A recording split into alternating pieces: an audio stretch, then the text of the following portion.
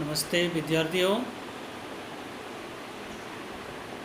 पिछली जो क्लास हुई थी उसमें हमने संविधान सभा के गठन और उसकी कार्यप्रणाली के बारे में अध्ययन किया था और किस प्रकार से संविधान सभा ने अपना संविधान निर्माण करने का कार्य किया था। संविधान निर्मित होने के बाद, कंप्लीट होने के बाद में 26 जनवरी 1950 को लागू कर दिया गया था, जैसा हम सब लोग जानते हैं। बहुत सारे विद्वानों ने, बहुत सारे लोगों ने संविधान सभा को लेकर के प्रश्न किए हैं और उसकी आलोचना की जाती है कि संविधान सभा जो जिस रूप में होनी चाहिए थी उस रूप में उसका गठन नहीं हुआ था और वो लोकतांत्रिक नहीं थी या संप्रभु नहीं थी। ऐसे क्वेश्चन इस पर उठाए हैं और उनकी इस आधार पर आलोचना की जाती है। तो सबसे पहले जो बात आती है, जिनको किन किन आधारों पर इसकी आलोचना की जाती है, इस पर थोड़ा सा प्रकाश डालते हैं और समझने का प्रयास करते हैं कि वास्तव में क्या चीज़ थी जिस आधार पर उसको आलोचना की जाती है। तो पहली बात जो प्रश्न उठता है वो ये कि यह जनप्रतिनिधि निकाय नहीं था, यानी कि जनता के द्वारा चुनी हुई संस्था नहीं थी। जनता ने इसको प्रत्यक्ष रूप से नहीं चुना था, क्योंकि उस समय भारतीय जो परिस्थितियां थीं उसके आधार पर ये निर्णय किया था कि इसका जो चुनाव है वो अप्रत्यक्ष रूप से प्रांतों की विधानसभाओं के माध्यम से और देशी रियासतों के द्वारा नियुक्त किए हुए प्रतिनिधियों को इसमें सम्मिलित किया जाएगा और विधानसभाओं से अप्रत्यक्ष रूप से लोग इसके प्रतिनिधियों को चुना जाएगा। तो इस आधार पर आलोचना की जाती है क्योंकि इसमें वयस्क मताधिकार का प्रयोग नहीं किया गया था। एक तो ये आलोचना इसकी की जाती है और दूसरी जो आलोचना के रूप में जिस बात को किया जाता है वो ये कि ये संप्रभु संस्था नहीं थी। क्योंकि संप्रभु संस्था नहीं होने का कारण ये था कि उस समय तक जब संविधान सभा कार्य कर रही थी, उसका चुनाव हुआ था, उस समय तक ब्रिटिश सरकार यहाँ पर थी। ब्रिटिश सरकार के जो कैबिनेट मिशन यहाँ पर भेजा था उसके प्रावधानों के आधार पर इसका निर्वाचन हुआ था, इसका चुनाव हुआ था, इसका संगठन हुआ था। तो इस आधार पर भी इसकी आलोचना की जाती है क्योंकि संविधान सभा की जो बैठकें हुई थी, संविधान सभा का निर्माण हुआ था, संविधान सभा का गठन हुआ था, वो सारी चीज़ें ब्रिटिश जो कैबिनेट मिशन के प्रस्ताव था और ब्रिटिश गवर्नमेंट ने, यहाँ के गवर्नर जनरल ने जो आदेश निकाले थे उस आधार पर इनका निर्वाचन किया गया था। तो मूलतः ये प्रश्न है कि संप्रभु ये नहीं थी क्योंकि उस समय ब्रिटिश गवर्नमेंट का नियंत्रण यहाँ पर था, उसी के आदेशों के अधीन, उसके निर्णयों के अधीन, कानूनों के अधीन ये कार्य कर रही थी। निर्णय की जो बात है उसमें ये भी प्रावधान था कि जब इसका प्रस्ताव बन जाएंगे, कोई भी निर्णय हो जाएगा तो उसके लिए फिर ब्रिटिश गवर्नमेंट से स्वीकृति लेने की व्यवस्था भी इसमें की गई थी। और एक और आलोचना इसकी जो की जाती है वो कि इसमें बहुत ज़्यादा समय की बर्बादी हुई थी, समय बहुत ज़्यादा लगा था। 2 साल 11 महीने 18 दिन, तो एक तरीके से ये 3 साल लग गए थे, जबकि अमेरिका का जो संविधान है वो केवल 4 महीने में बन करके तैयार हो गया था। तो भारतीय संविधान में बहुत समय की बर्बादी हुई और धन की भी बहुत सारा खर्च हुआ था। इसके अलावा एक और आलोचना इसकी की जाती है कि कांग्रेस का इसमें प्रभुत्व था, यानी कि इसमें कांग्रेस जो पार्टी थी उस समय की, उसी का ही इसके अंतर्गत बोलबाला था।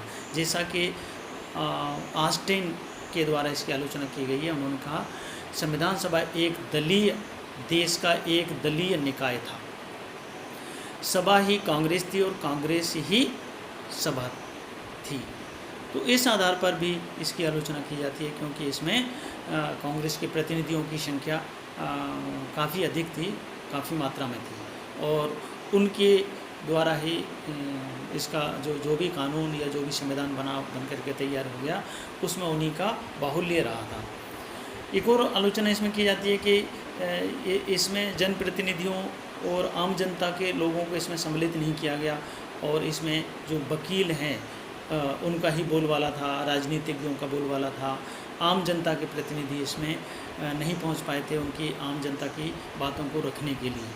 इस आधार पर भी इसकी आलोचना की जाती है। और इसके अलावा जो एक और आलोचना की जाती है कि इसके अंतर्गत हिंदू लोगों का अधिक प्रभाव था, हिंदुओं का बाहुल्य था, और दूसरी जो जातियां थीं या धर्म के लोग थे उनकी संख्या बहुत कम थी। और इस आधार पर हम ये कह सकते हैं कि ये जो संविधान सभा थी वो पूरा प्रतिनिधित्व नहीं करती थी भारतीय लोगों का। इस आधार पर इन सब चीज़ों की जो आलोचना की जाती है वो संविधान सभा के बारे में की जाती है कि ये प्रॉपर एक संस्था नहीं थी जो लोकतांत्रिक संस्था होनी चाहिए थी, संप्रभु संस्था होनी चाहिए थी वो। तो सबसे पहले बात ये आती है कि संविधान सभा जनप्रतिनिधि संस्था नहीं थी या संप्रभु संस्था नहीं थी। इसके बारे में हम बात करते हैं। ये सच है कि कैबिनेट मिशन के द्वारा जो प्रस्ताव रखा गया था उसके आधार पर इसका गठन किया गया था, लेकिन जो सभा चुन कर के आई थी और वो जो संविधान सभा का गठन हुआ था उसके पीछे जनता की स्वीकृति थी और उनके पीछे जो शक्ति है वो भी जनता की ही थी। और जनता की स्वीकृति और शक्ति के आधार पर ही इन्होंने संविधान सभा के अंतर्गत कार्य किया था।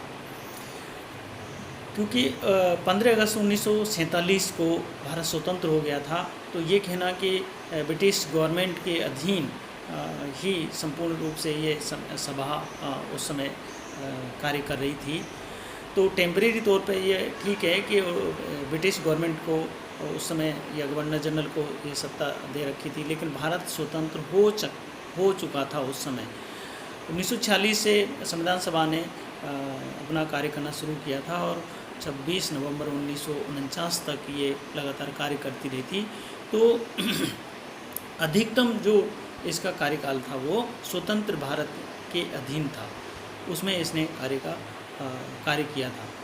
संविधान सभा का जो संचालन हुआ था, संविधान सभा का संचालन यहाँ के चुने हुए स्पीकर जो उस समय के मावलंकर थे या राजेंद्र प्रसाद जो अध्यक्ष थे उनके अधीन रह करके इसका संचालन हुआ था और भारतीय लोगों के द्वारा ही इसका निर्णय किए गए थे। भारतीय अध्यक्ष के आधार पर ही ये निर्णय किए गए थे। तो ये कहना कि ब्रिटिश गवर्नमेंट के कानूनों के अधीन या ब्रिटिश गवर्नमेंट के आदेशों के अधीन ये सारे कार्य किए गए थे संविधान सभा के, वो सही नहीं है।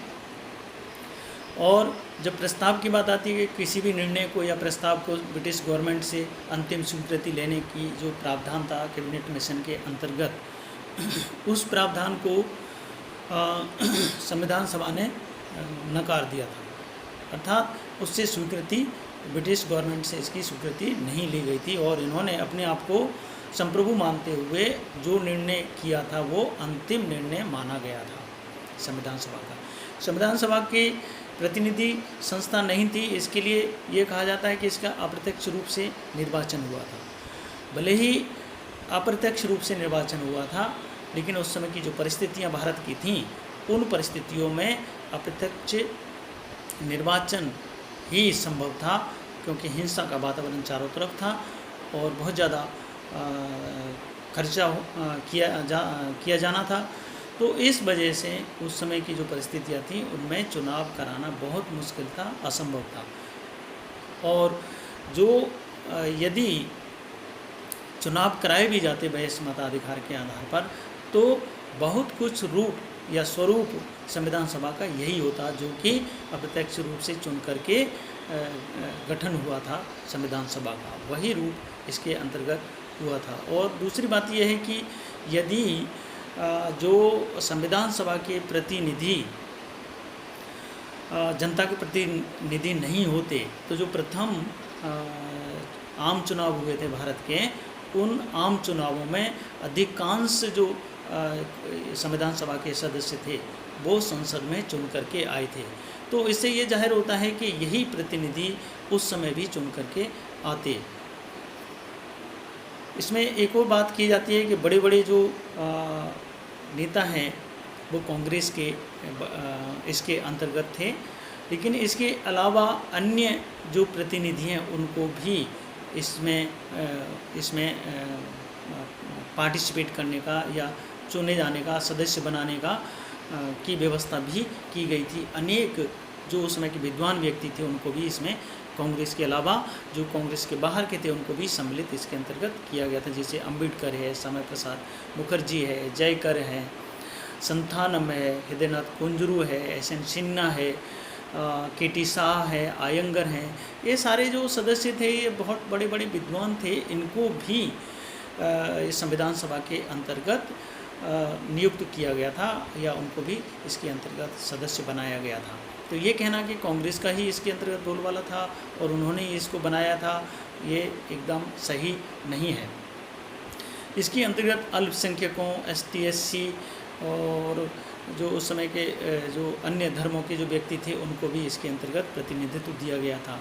जैसे मुस्लिम जो इसमें संविधान सभा के अंतर्गत मुस्लिमों की जो संख्या थी वो 80 थी, एस.सी. के जो सदस्य थे वो 31 थे, एस.टी. के जो सदस्य थे वो 6 थे, सिखों के सदस्य 4 थे, ओ.बी.सी. के 6, ईसाइयों के 3 और पारसियों के भी 3। तो इस तरीके से हर वर्ग के व्यक्तियों को इसमें प्रतिनिधित्व देने का प्रयास किया गया था। तो ये सब आलोचना करना या इसके ऊपर आरोप लगाना कि ये संविधान सभा जो है वो एक कांग्रेस का ही बोलबाला था या कांग्रेस का ही प्रतिनिधित्व करती थी, ऐसा गलत है।